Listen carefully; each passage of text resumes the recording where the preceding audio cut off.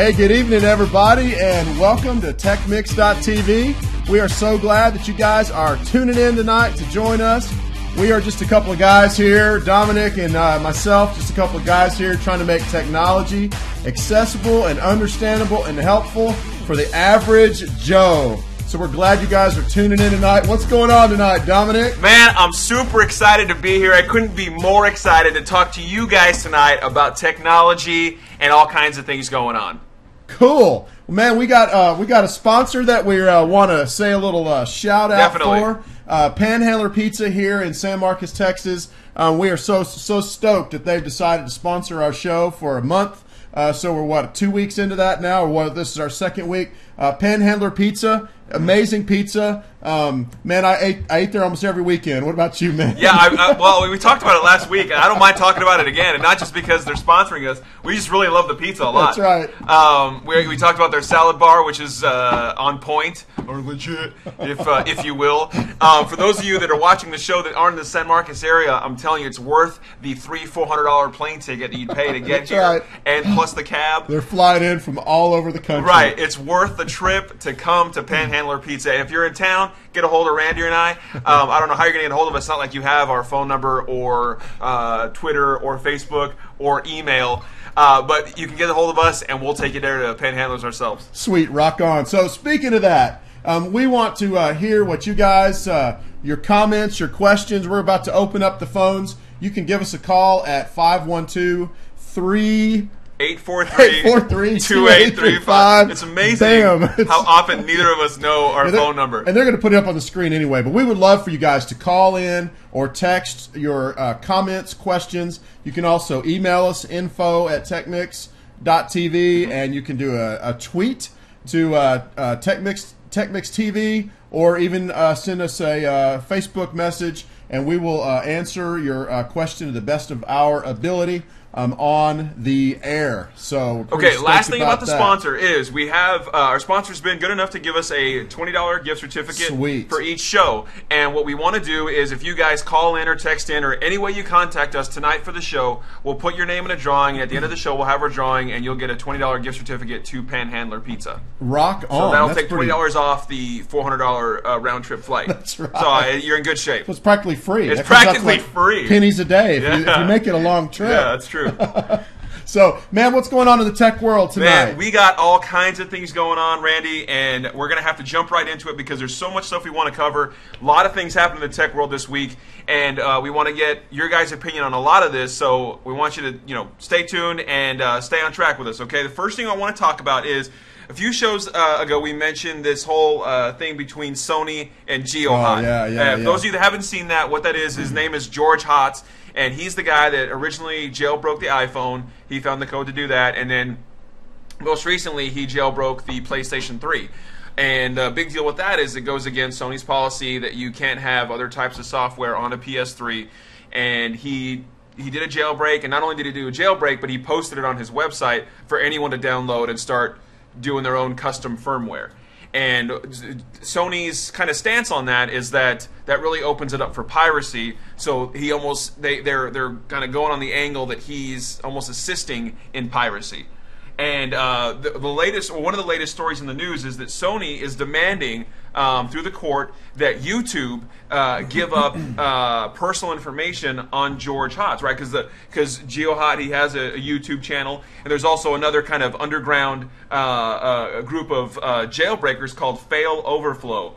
And Sony has demanded that YouTube, because you sign up for YouTube, you have a YouTube account, YouTube channel. Sony's demanded that YouTube give up the information for GeoHot and this Fail Overflow group so they can have more ammunition in court. And that's just crazy. It's crazy the level that it's taken, and it's almost to where you're really at the point of no return. I mean, Sony's in this with both hands, and they have to either go all the way, right, or so, I mean, what do you think? What do you think about that? I'd love to hear your opinion on this. Man, I have pretty much decided for now I'm not going to buy anything Sony, whether it's a laptop or a Sony Ericsson phone or whatever, because I don't like how they're handling this. Yeah. I mean, they could have handled it a lot better way. Like we talked a few weeks ago, Microsoft reached out to the jailbreakers and brought them up to their lair under the sea and worked a deal out with them, right. And just to go after that guy like this.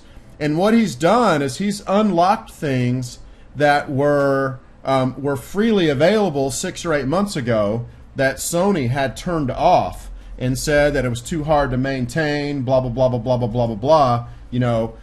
We're not for at all ever for people doing stuff illegally. But once again, this is a device that he owns. And so what we're boiling down to here is a legal argument. Who actually owns? Do you own your phone? Do you own your computer? Right. Do you own your PS3? Or do the people that make it own I mean, stuff? it's almost like a car company has to stop putting out sports cars because people might break the law and speed.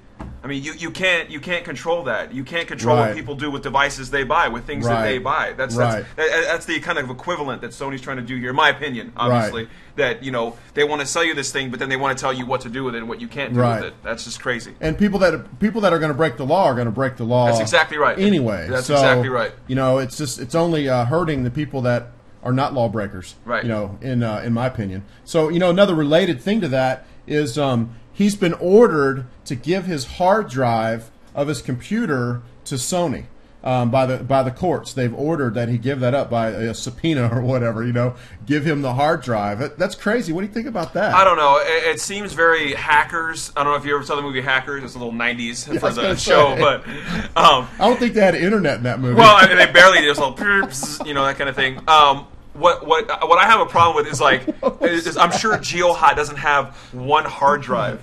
Right. And I'm sure he wiped his hard drive when this whole thing went down, and if not, burned it and got a new hard drive. So I don't quite know where they're going with this. Yeah. I think it's like we were talking about. I think it's just kind of steps they're taking to make a point, to make a stand, and they're already into this full speed ahead, and they're just making up crazy things to do. Is what I think. Right.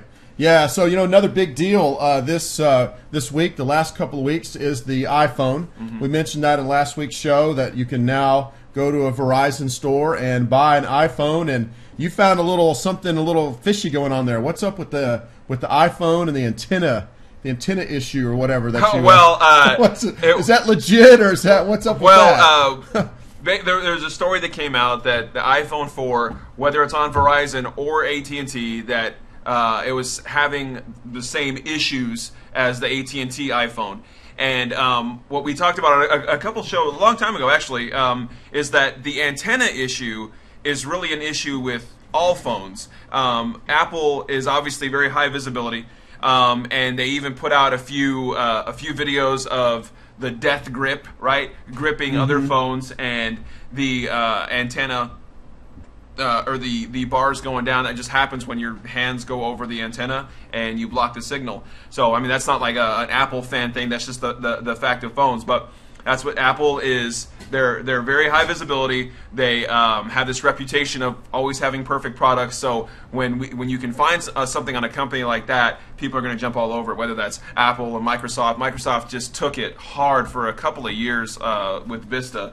And they've really recovered. And they've really done well with Windows 7, all the moves they're making, especially reaching out to the jailbreakers and things like that. So big companies like that, they can really recover from things like this. So it was just a kind of just to let you guys know that the Verizon iPhone isn't really better than the AT&T iPhone. It's still the iPhone. So really the only thing you're changing is the network. You're not changing the fact that the iPhone does this and does that. So right, okay, I see. So then that kind of brings us to our next little point of news. We mentioned last week that my opinion, and I don't know what your opinion is on this, but my opinion is that we're going to see probably over the next 3 to 6 months. I think I said 6 to 8 months last time, but it seems like it's heating up quicker. We're going to see over the next 3 to 6 months this battle of features, and we said that last week, and that's started happening. Yeah. They've started what was it like the day after our show last week? They gave everybody 1,000 minutes. That's on AT&T. Right. And then now, so if you're on AT&T, you should have received a text that said thanks to TechMix.tv, we're going to give everybody 1,000 minutes. Right. No, part of that's true. I'll let y'all figure out which part of that. But basically, you had to reply to this text to get 1,000 rollover minutes applied to your account. And then in the last couple of days, they've come out and they've said that they're going to upgrade their plan to allow free mobile to mobile calling for all their all mobile carriers. So what do you think about that, man? I think it's a pretty sweet. I mean, it's a pretty sweet deal because. Well, I mean, it's really great that AT&T is doing that. I mean, it's been 4 years, right? AT&T hasn't had to compete with anyone on the iPhone, and now there's competition. I think they're doing the right thing and giving some. And they don't have to do it. I mean, the way it seems, the way that companies have gone is they work with each other to raise prices instead of working against each other to lower prices. Right. For a long time, remember when text messaging got big? Right. It seemed like over the next couple of months, text messaging was 5 cents a text, and then 10 cents a text, and then it was $20 or $15 for unlimited texting, and then $20 for unlimited texting, and then finally there was some legislation. Actually, the government kind of came in and said, "Hey, companies are supposed to compete with each other to lower prices, not work together to raise them." Right. So I think this is great that AT&T is doing that. 1,000 minutes. I mean, to people like my wife and I, and some people I know, minutes aren't really a big deal. I mean, we share 700 minutes, and I think we have 1,800 rollover minutes already without this little bump to loyal iPhone customers, which we are. The phone is just a secondary feature. Right. The phone part. A tertiary feature, if you will, of our phones. That's just the way that it is. That's the nature of things as they are. So that's pretty sweet. And then we've got a big deal going on this week where Nokia and Microsoft have struck up a deal to make Windows 7 phones. And I got to tell you, I'm stoked about that. I was so stoked about that, I went out and bought some stock in both companies, and they both went down right after the announcement. That's a lot, because a lot of people were like, they were like, well, Nokia should have gone with Android because Android's proven and it's growing. But I really thought Nokia made a smart move here, because Android, as much as I love Android, and I've not even really tried a Windows 7 phone yet, but hopefully I'll get the chance. But as much as I love Android, if Nokia would have jumped in that pot, they wouldn't have been able really to distinguish themselves. And so making this deal with Microsoft helps them to distinguish themselves. Microsoft's got the cash to work through the ups and downs till this thing flies. Sure. And then Nokia has amazing hardware. Like, for some reason, they've not really marketed their phones in the USA. But when I've gone overseas and out of the country and stuff, man, Nokia makes some amazing smartphones. They have their own kind of boring operating system. That's the Symbian that they have. Right. It's a great operating system, but it doesn't have a lot of bells and whistles. They've had amazing cameras on their phones for years.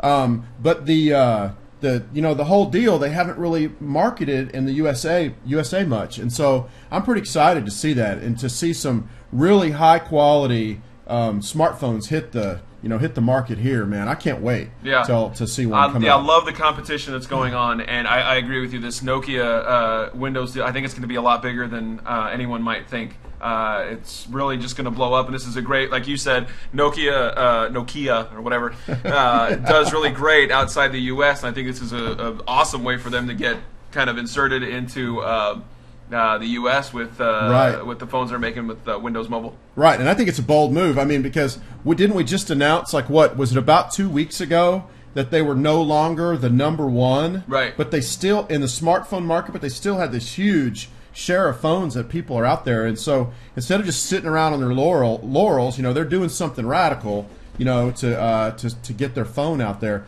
It kind of hacked off a lot of employees at Nokia. Why is that? Because they have their own operating system that they've been very proud of, and so a lot of people walked out, took hours off, this kind of stuff. But I think as they work through all that, I think they'll see the wisdom of the decision, that the directors made for that. So what else is going on out there, man, in the tech world tonight? Well, the next story that we want to talk about is this is very interesting. I love this kind of stuff. This is nerd stuff. Is scientists, whoever they are, calculate that global data storage capacity is at 295 exabytes. Yeah, the audience is totally stoked to hear that tonight, I'm sure. Yeah, that kind of stuff makes us excited. What really gets me excited is explaining what an exabyte is. What is an exabyte? Watch us go. Yeah, that's right. So a few months ago, I was actually looking at, me and a friend of mine were looking at Google, and Google actually goes through 50 petabytes of data a day. That sounds inappropriate. But what a petabyte is 1,000 gigabytes. 1,000 gigabytes. Right. So a gigabyte, for those of you that don't know, like an iPhone or an Android, they have 8 gigabytes that you can store on there, and roughly a gigabyte will have like a movie that you watch or whatever it is. Well, the gigabyte's like 1,000 gigawatts, right? Yeah, 1.21 Yeah. actually. So if you have a gigabyte and you can get yourself up to 88 miles an hour, boom, 1985 for you.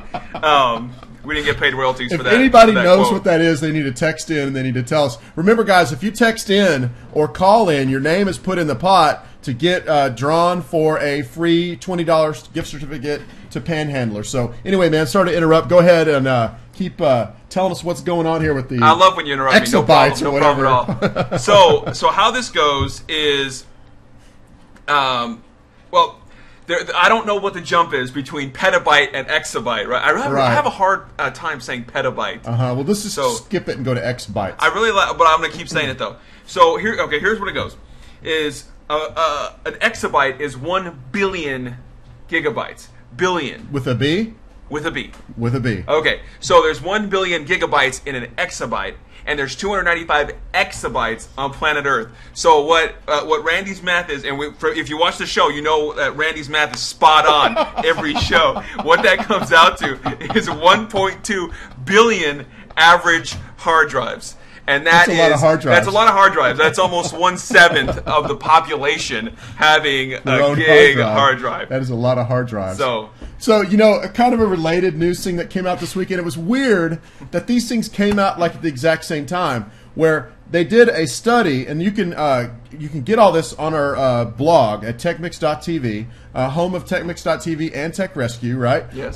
You can get this on our blog. What is cool is the same, like the same day or the day before, they came out with this news that the total CPU power of the whole planet adds up to 1 human brain. So that's where we're at right now. If you want to do a benchmark, 2011, all the computers in the world add up to 1 human brain.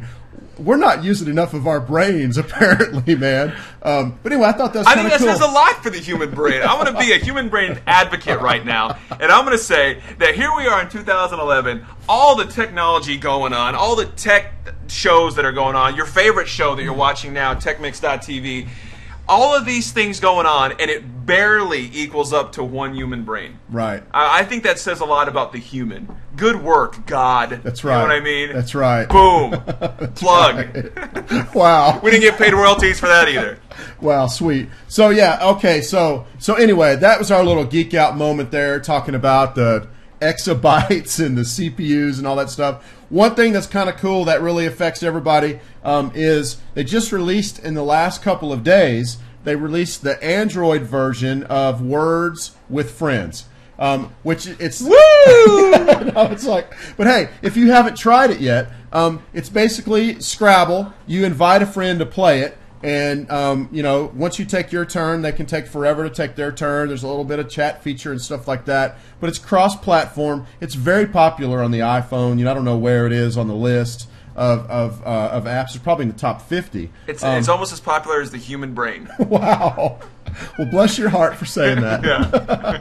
How does it relate to Angry Birds? Huh? Oh, Angry Birds is top of the list. Top in all the lists. It is legit. That's right. Angry Birds is like top on the Nokia 6500. I want to say it's App top Store. paid and top free. Yeah, I think so. Angry Birds I think is. so. But yeah, but we're not talking about Angry Birds. Man, well, I want to stop because we got a ton of questions come in. Oh, sweet action. On a few things we were talking about. I want to hit one of these first is, how far do you think smartphone technology can go?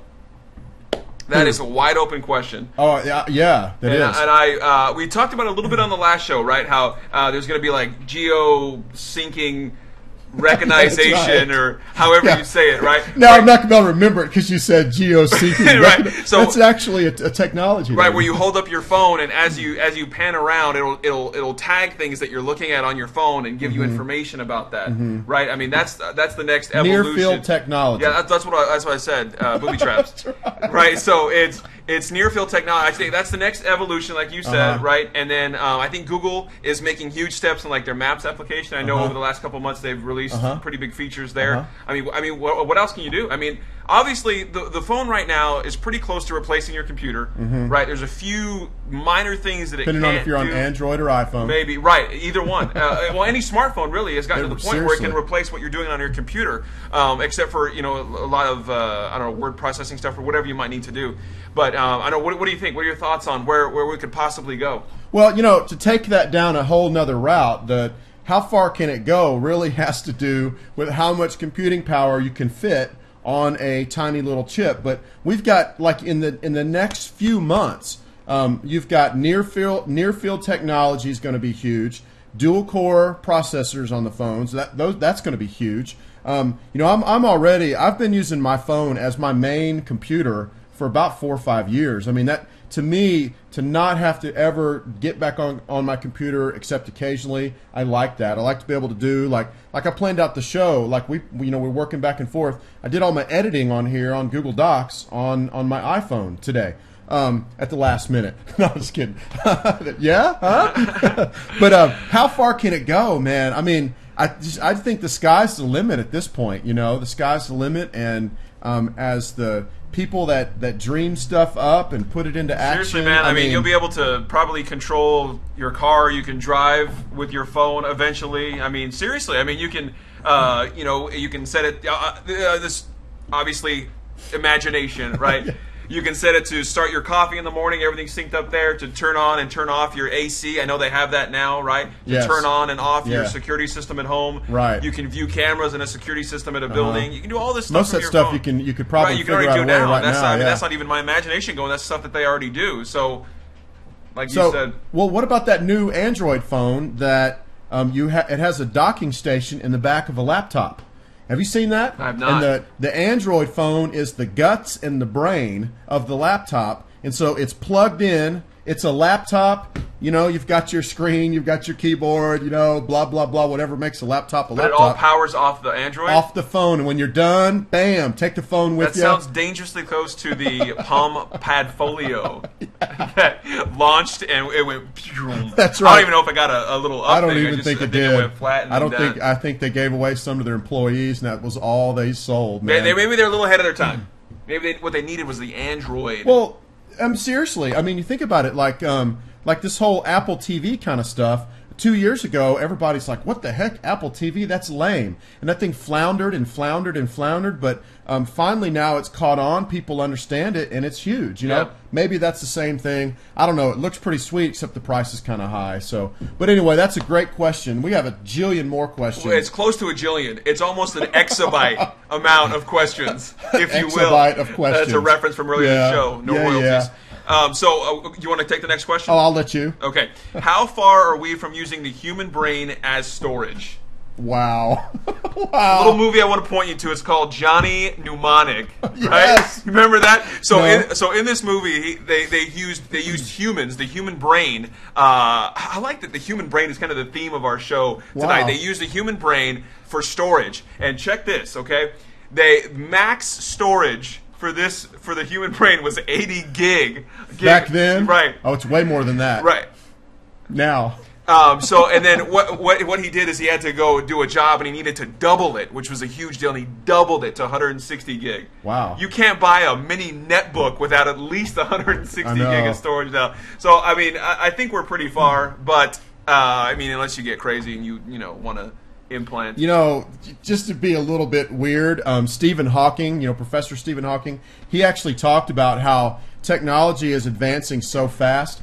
He said this, if we don't learn how to augment humans with technology, that the technology will overtake us. That's what he said. So, talking about putting chips and stuff in people's brains, I mean, wouldn't that be the ultimate cloud storage right there, Instead of having to upload to Microsoft, you just upload to your brain. Wow. Okay, we are on a tangent. That's a good question though. And how far are we from using that? Gosh, who knows? Our lifetime, at least. So, what other kind of questions? We have a bunch of questions, man, that have come in. So, what are some differences between Windows 7 phone and iPhone? Wow. Well, Microsoft tends to be slow in the market. That's kind of how they've rolled for the past 15 years or so. They're kind of slow in the market. They're kind of just plod along. A lot of the features that iPhone has, the Windows Phone had way back when it was Windows Mobile, but they never really caught on with the whole user-friendly thing until Windows 7. And so the Windows 7 phone is going to be very similar in a lot of ways. But the Windows 7 phone, one thing I really like about it, the Windows 7 phone has, what are they called? Are they called sheets or layouts? Where it's actually like 3 or 4 phone widths. And you can move over, and it's one thing that you're looking at. So it's like you're viewing one thing in there. It's pretty. It is pretty cool. To quote you, it's pretty legit. You know, it's pretty sweet. Wow, bro. So, well, I'm not sure of any other. The main differences. I know that the Windows 7 phone has Office already on it. Tightly integrated. Yeah, obviously. That's a big deal. The Windows 7 phone has Xbox integration. Now, I don't know that you can play. I know you can't play all the games that you can play on your Xbox on the phone. No, you can fit a disc into the phone, I think. Yeah, no. But they're starting to have some overlap there. So there are some games you can play at both things. So and then the iPhone obviously doesn't have Xbox. I don't know. That's what are some other that's pretty similarities? Like you said earlier, we haven't really had a chance to play with the Windows 7 phone yet, and really kind of get in and dig into what the operating system does. I know it's awesome. If it's anything like Windows 7, they took huge strides with Windows 7, and you mentioned, I think in a couple shows ago, that even Steve Ballmer said they took a cue from a great operating system and kind of went from there. Yeah. So, I mean, maybe sometime soon, like Randy said, we can get our hands on a Windows 7 phone. We can get a more in-depth review of it. But for right now, we know it's a great phone. Obviously, if Nokia is joining up with them, something big is in the works, and I'm excited about it. Right. Wow. So somebody said the smartphone is close to being self-aware. Skynet. Wow. Yeah, we love the fact that we have some geeks out there watching our show. Our standard Skynet checks joke. in. Yeah, we make that joke about every single show. Facebook message allegedly from Mark Zuckerberg saying, okay, someone's asking about the Facebook message. There's a message going around Facebook that if you don't message your friends, you'll lose your Facebook. It's a hoax. Okay, and most likely it's a hoax at the minimum. Or it could be some sort of virus or something like that. There was a thing like that on Twitter that's actually still going around. And it says, hey, I found some really cool pictures of you on this place. And you click on it, and it brings up a fake login, and then you have to log in. Did you ever see that virus going around? I saw it, but, I mean, anytime I get Yeah, I know better than that. Yeah, an email from someone I don't know. or a tweet. Right. And, I mean, I delete it. Yeah, well, good for you. So same with the Facebook thing. It's a hoax. It's a hoax, yes. Right? Yeah. Oh, and somebody tweeted the date you mentioned is from Back to the Future when Marty returns to modern times. So boom! Be sure to put them in the pot. They're in the pot for winning the $20 gift certificate. Definitely. So what else is going on out there, man? Do we have any other news in the tech world tonight? I think that's about it for the news, man. We have some really cool videos for you guys to watch tonight. And while Randy's getting one of the videos set up, I want to send one more shout out to our boys over at Panhandler. Those guys are awesome. They always take care of us. In fact, their buffet closes at 3 p.m. on Sundays, right? And Randy always sneaks in there at 2:45 and somehow gets a buffet for the next hour and a half. and that's the kind of people they are, man. They're really about their customers. They're really friendly, easy to talk to, and great food. Obviously, we wouldn't keep going back. So right. We already have a ton of people on the list for the gift certificate. So sweet. You guys keep calling and texting, Facebooking, Twitter, whatever it is. I know some of you guys are watching maybe out of state.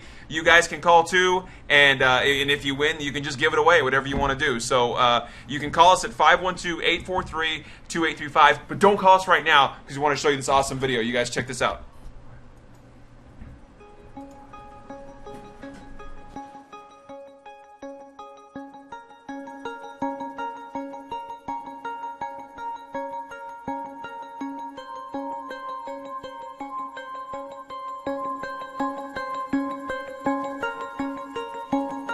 Edgar Rice Burroughs' pulp novel about a lost world of dinosaurs. Ryan. What is Land of the Lost? No. What is the land that time forgot? NASCAR sponsors for 600. When it comes to sponsorships, number 43, Reed Sorensen, asks for supersize from this fast food chain. Harvey? What is Walmart? No. Watson or Patricia? Patricia? What is Wendy's? No. Mickey D's. The NFL for 1600. NFL for 16. New Orleans Saints kicker Tom Dempsey's record 63-yard field goal was kicked in this school's stadium. Ryan. What is Louisiana State University? No. What is Tulane University?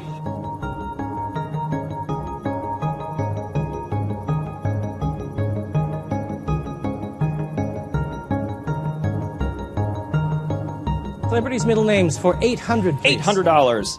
Sarah Blank Geller. Andrew. What's Michelle? Good. Middle name 600. David Blank Pierce. Andrew. What's Hyde? Good. Middle name's 1000. Philip Blank Hoffman.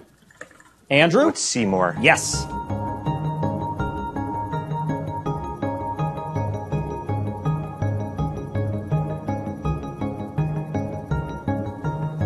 Say thank you for 2000. All right. In Russian, Ryan. What is... I don't know. No. Watson. What is Spasibo? Yes. Nice. Also for 200. Also, here we go. Finish it off. Unit of frequency. Bill. What is daily? No. Watson. What is Hertz? That is correct. Hertz is the car rental company, yes. Let's finish Oh Gods. Oh Gods. For 6. Ogwan is the god of fire in this Haitian religion, derived from an African word meaning deity. Cora. What is Santeria? No. Watson. What is Haitian Vodou?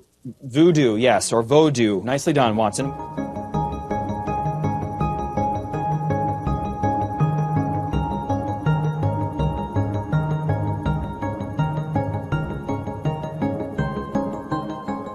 Where it ails you for 400. Where it ails you for 4.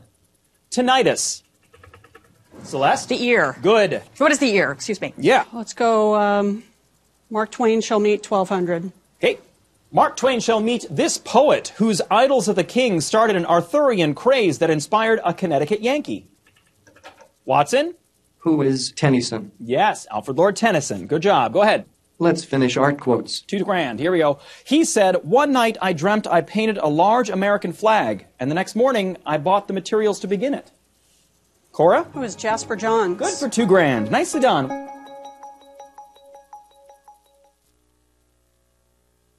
Man, that stuff is crazy and creepy. Randy showed me this video this week, and I love this kind of stuff. This is like, we always joke about Skynet and computers becoming self-aware. Now, we were talking about it before the show, and obviously there's a huge difference between computing power and the human brain. There's that intuition, right? That humans have. There's that just things. It's not data that we process. It's experiences and pop culture and all this stuff that we have in our brains that we use to come up with these answers and things like that. So it's a long way to go, but this is very, very, very, very cool stuff. Right. Yeah. It was just in the last couple of years that the supercomputers were able to beat chess players, but chess is really more about being able. It's almost a math equation, right? Really, exactly. And so it's almost easy for a supercomputer to win at chess compared to playing Jeopardy, because you've got to kind of intuitively know, hey, I think I can get this. And they have a second or two to think it up. And how do you program a computer to do that? How do you program a computer to have that kind of fuzzy knowledge, to do that? So anyway, we thought that'd be cool to show you guys the video.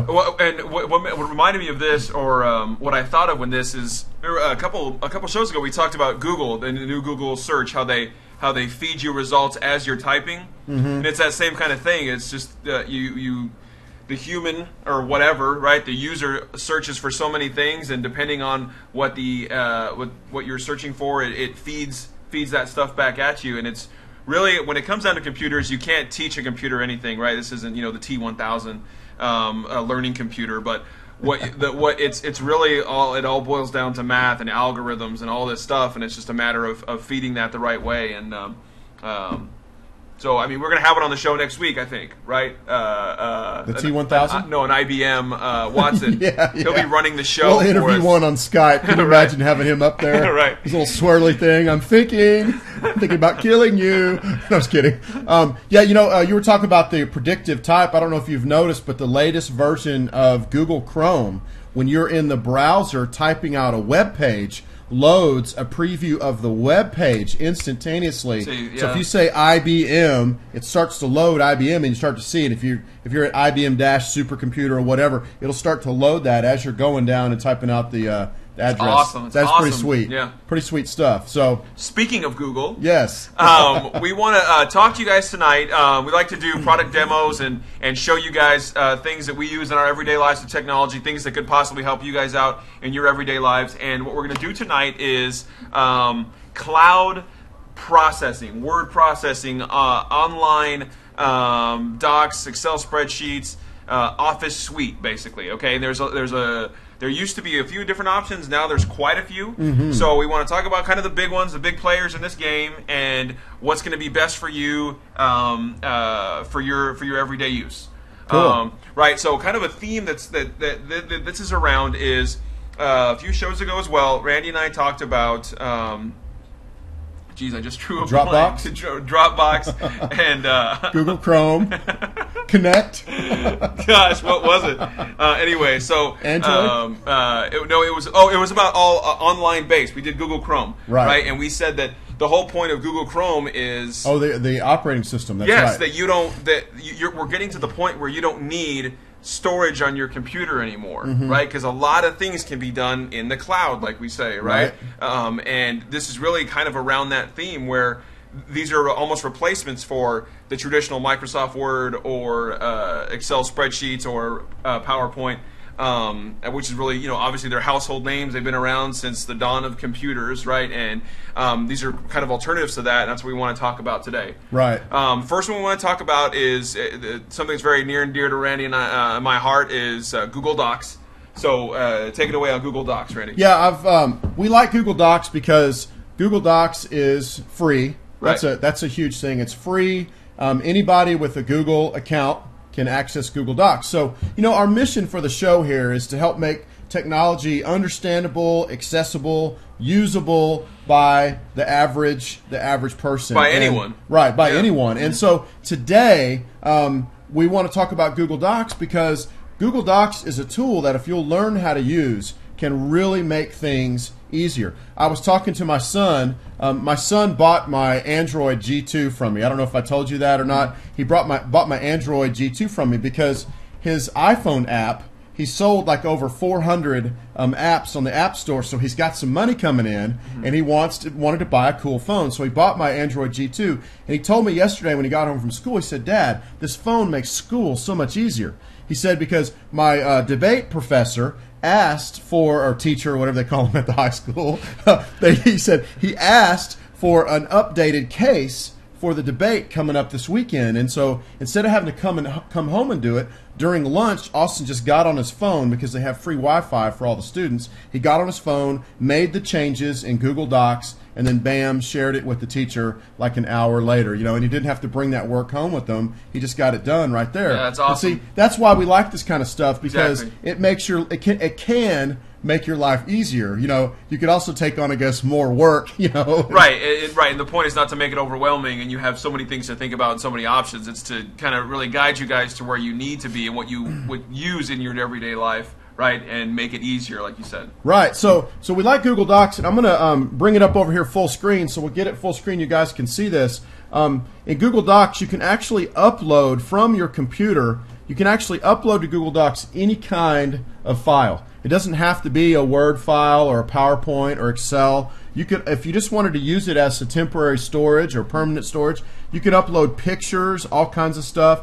So we're not going to do that. I was just wanted to show you guys that. But basically, over here it says create new. So if you have a Google account, you just go to docs.google.com and sign into your Google account, and bam, there are the docs right there. Even Google for domains. Like we have, we're talking about getting techmix.tv on that, and I have like bathsanmarcus.com on that. There's a place where you can just enable Google Docs.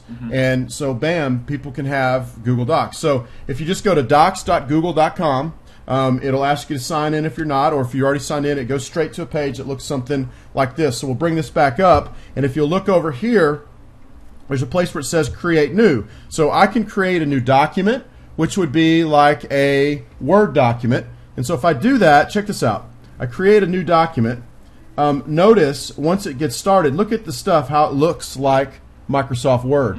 They actually got started with Google Docs. They bought out a company called Writely. Do you remember Writely? Like 5 years ago, they were like pioneers in doing Office online, and that's where they got all their ideas for that. They bought out Writely, and it's kind of grown since then. So I could do a Word document. So let's say this. Wow. Okay. There we go. This is a Word document, and so I can do just like in Word. I can bold it. I can make the font bigger. I can save it. I can save it online. I also can download it. See, check this out. I can download it as an open. This is openoffice.org. That's ODT, open document.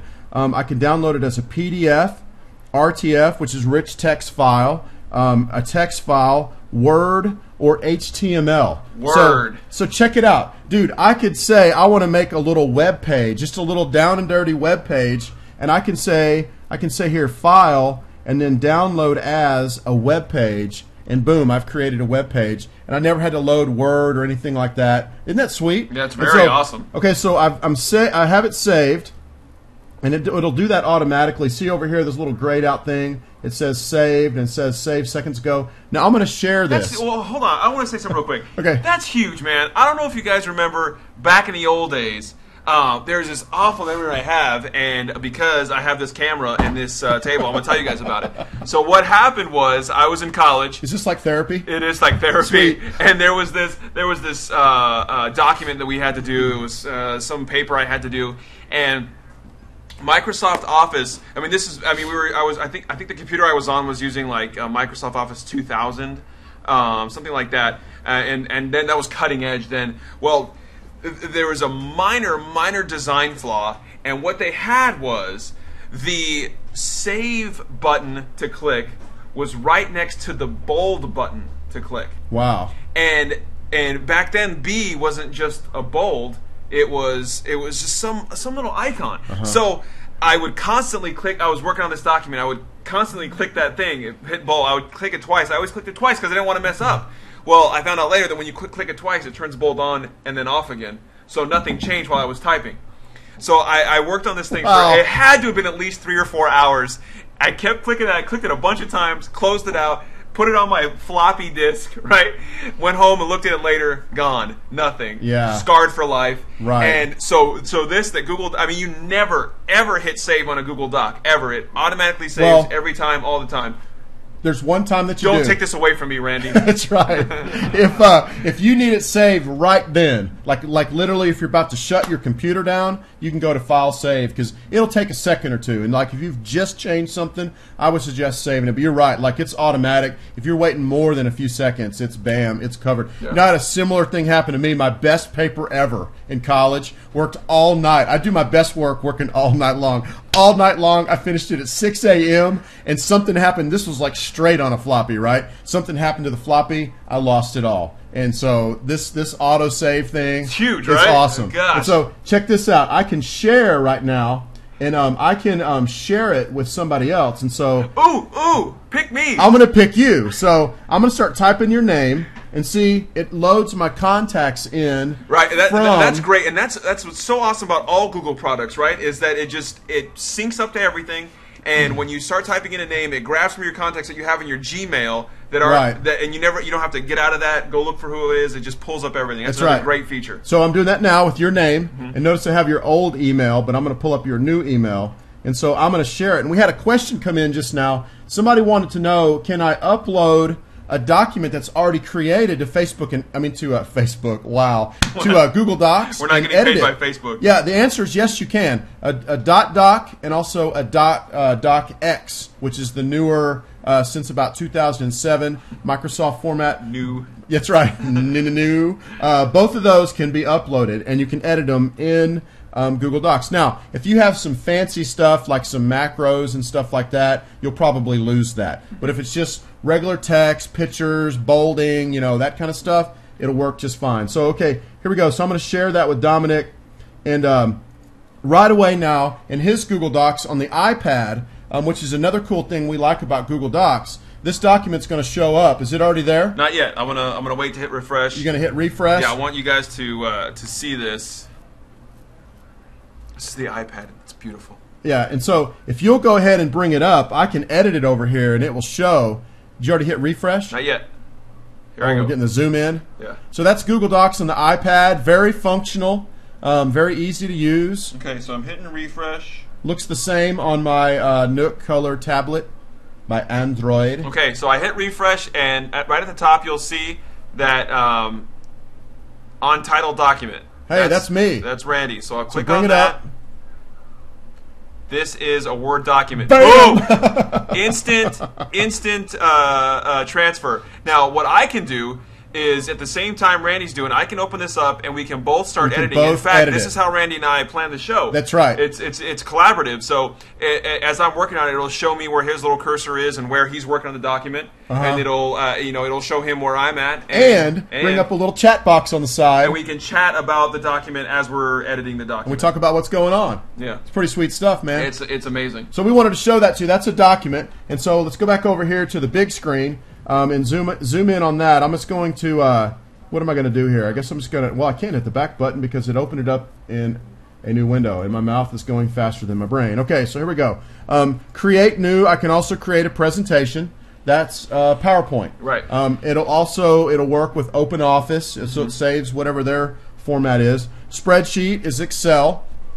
And like you can create, we have some demographic type stuff that we use. And there is some serious stuff here that you can create tabs and formulas and have it all sync back up and stuff like that. Yeah, I actually run my my home budget on Google Docs. Wow. It's all through Google Docs. I thought Dave Ramsey said not to do that because it's too geeky. Wow. I ignored him too, man. I do the same thing. I do mine on Google Docs also, so that's because we're geeky that way. So that's a spreadsheet. You can also do a form. This is super cool. Check this out. I can create a form, and I'm not going to really show y'all. I'll let y'all check that out on your own. I can create a form, and I can set it up. It's a web-based form, and so I do this a lot to get information from people. You set up a form, you send them a link to the web page, and they can go to that form. They can type in their name, their email address, answer your questions, and hit save, and then it uploads it all to a Google Doc, all ordered out. You can see who's responded, if they had questions that they wanted to ask you and stuff like that. It's amazing. Amazing, sweet stuff. So that's the form, and then you also can do what do we got here? Create new collection of stuff. If you'll notice down here in mine, I'm going to put it back on full screen. Basically, Google Docs just throws it all in one directory, but you can organize it in. They're kind of like folders. They're called collections. So I've got Android, I've got backups of stuff because I don't like to keep them all in the home folder. Stuff for like our roadmaps. I put all the roadmaps in one folder, to keep it organized. And so when we're talking about Google Docs, man, there's so much stuff here that it can do. It's just it's crazy. And you get 1 gigabyte of online storage. Your Android phones, your iPhones can edit the documents directly. Even this is cool. Even the fancy like Excel documents that have formulas and are bringing tabs together onto overview pages, you can still edit it in your Android phone and on your iPhone. It's amazing. And that alone, like for me, my goal, like I've said a bunch, my goal is to never have to use my computer ever. Right. And Google Docs puts me way closer to that, towards sure. Towards making that happen. So we did some research. You did some research today on some other options. What are some other options? Yeah, there's a few out there. There's Microsoft Office has a similar deal. They offer actually 25 gig of storage, which seems like a lot for documents. It's called Office Web Apps. For SkyDrive. Right. It says SkyDive. See, right now we have a document that we share between the two of us. That's our roadmap for the show. And he can make a change, and I see it, and vice versa. So I saw a typo there. Anyway, Yeah, back so to you, man. I'll Sorry type on to here, rudely interrupt. Right, Randy, you're talking too long. Don't interrupt me again. That kind of thing. So as soon as Or I I kill type ya. that, he sees that. So another one we have is OpenOffice. Okay, so Randy referred to OpenOffice earlier, and OpenOffice actually has an online deal as well. And well, their online deal would be like using SugarSync or Dropbox or something like that. Kind of having your own kind of online. I've not seen an online thing for OpenOffice. Like they have one now? Yes. Sweet. Yeah, it is sweet. Wow. It's free. It's great compatibility with Microsoft Office documents, and that's pretty much what everybody wants, right? They want to make sure it's compatible with Microsoft Office because the world runs off Microsoft Office. Right. Something cool about OpenOffice is it has a PDF converter built in. And you might not know why that's any good or why you would need that. But for those of you out there maybe working on a resume, it's good to, when you have your resume, convert it to a PDF. Because when you send out your resume PDF or print it out, it's much easier to print out. It's cleaner. You don't have to worry about formatting on whatever that is. Right. And if you send it out, then you send it out as a PDF. It can't be edited. I don't know who would edit your resume to maybe mess with you or whatever. But you don't have to worry about any of that if you convert it to a PDF. So that's one feature there. One of the bad things that they said about it is that it doesn't have any support for Word macros, which Randy mentioned earlier, or Excel pivot tables. Now, if you're if you're using macros on your Microsoft Word document or using pivot tables on Excel, you really don't want to go to online word processing or anything like For that. that kind of stuff, That's really yeah. power user stuff, and you need to be at a desktop or a laptop using Microsoft Office for that. That's pretty much what's going on there with OpenOffice online, openoffice.org. There's another one called ThinkFree. And ThinkFree is actually, I was actually using ThinkFree before Google Docs did its thing, before they bought Outrightly. Oh, that was a free one. So this company ThinkFree, they've been around a long time, and they were, I don't know if they were before Rightly, but they made pretty big strides in online they were big. processing. Yeah, they really were. Big. And so they have a free package as well. And they have word processing, they have a spreadsheet, they have presentation, and they all use Microsoft Office format, of course. Some cons that they have are if you have a Microsoft Office document like a doc, and you have drawings in there or graphs in your Excel, it doesn't really handle that well, transferring or uploading it to that. So that's a con there, and again, it doesn't have any support for Excel pivot tables. We already mentioned that earlier. But it's great for compatibility, and it's another option out there. Sweet. I think there was one more there's one more called Zoho. That's ZOHO.com. And Randy and I were talking a little bit about this. They have a small service, and they're really geared toward more small businesses. What do you think about Zoho.com? Oh, Zoho is sweet. Yeah. Zoho is really sweet. They've taken, I don't know if maybe Google Docs has taken a little cue from Zoho, but they have a complete line of apps that they offer. It's pretty amazing stuff. So quick, in 3 seconds, tell us your favorite thing about Zoho. Zoho has plugins for Microsoft Office and for Google, and they integrate everything together, and they've really made big strides to be seamless in all the stuff that you already use online. Right. It's more than 3 seconds, but I know that you were just trying to put me on the spot. So Yeah. boom, nailed it. Next question. That's right. So, speaking of questions, it looks like we had a couple come in. While you're checking those out, Zoho, we actually considered putting our tech rescue business on Zoho because they have an accounting feature, they have an invoice feature. I mean, these guys have really thought through the whole thing about what it takes to run a small office. So, the bottom line about all these things, whether it's Google Docs, Zoho, all these other ones, Think Free, Open Office Online. The bottom line is, why pay for something if you can get it for free, or if you can get it for on the cheap? Why buy the cow if you can get the milk for free? Something like that, if you will. Yeah, which is a good thing to learn. So that's the bottom line. So we'd love to hear your questions, comments. We just have a few minutes left in the show. Questions, comments about any of this stuff. If maybe something we said wasn't clear, if you just had a question about something. So was that a legit question that just came through a second ago? Oh, well, actually the question was, when are we going to do the Connect video? We've been talking about the Connect for a long time, and we have part of what we need, and hopefully this week we'll be on. We'll be able to finish what we need, and yeah. I don't want to say that we're going to have it next week because we said that for probably like a month and a half. So, dude, we've been saying that since like the first week of the show. So soon-ish, we will have the Connect video for you guys. We want to make sure we want to make sure we have all the questions answered before the show, and that we can give you guys the best information we can when we do it. We have an amazing video. You want to tell us a little bit about that? Oh, yes, I would love to. I'm glad you mentioned that. There's nothing more I love than setting up videos for Randy. So we have this video, and this is pretty cool. There's this guy who he was at I think it was a tech show, right? And he was given this new camera that they're coming out with to play with, to use overnight. Well, he spent the whole night up making videos of all this kind of stuff. And what's cool about this camera, what's unique about this camera, is that it shoots at 2,500 frames per second. Wow. Right? Yeah. And that, for those of you that don't know, a normal kind of movie is at 30 frames a second. And PS3 and Xbox high-def gaming is at 60 frames a second. Wow. And this thing shoots video at 2,500 frames per second. Randy was telling me that this camera, this base model, the cheapest model you get of this camera is $30,000.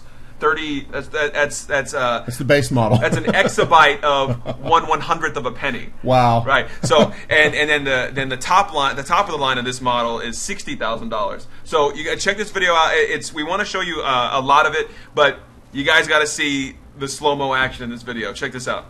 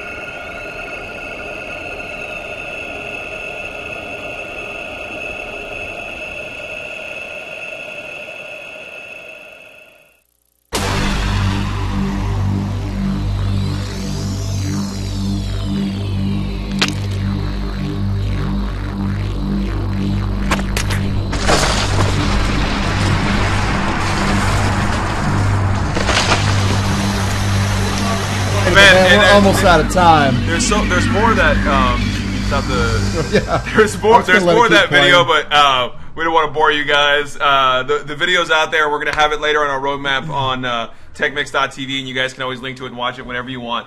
Now is the moment you've all been waiting for. You stayed up to 11 o'clock Central Time, and now's the time we do the drawing for the $20 gift certificate to Panhandler Pizza, Sweet. our sponsor for this week's show. Sweet. So, okay, so I've randomized the numbers. We have 6 people that called in or texted in or Facebooked us or Twittered, okay? So we have 6 people. I promise none of my family is on this list. So 1 through 6, give it to me. Okay, how about let's go with straight up number 3. Number 3 is Reggie Gonzalez. Woo! He is our big winner today for the $20 gift certificate. Congratulations to our winner. Fantastic. And he better be sure to take some friends with him to Panhandlers, Definitely, man, definitely. on that certificate. Well, guys, we've had fun tonight. We're so glad that you guys have tuned in to techmix.tv. It's been a blast. Had it been a blast tonight? I love doing this show for you guys every week. I love it.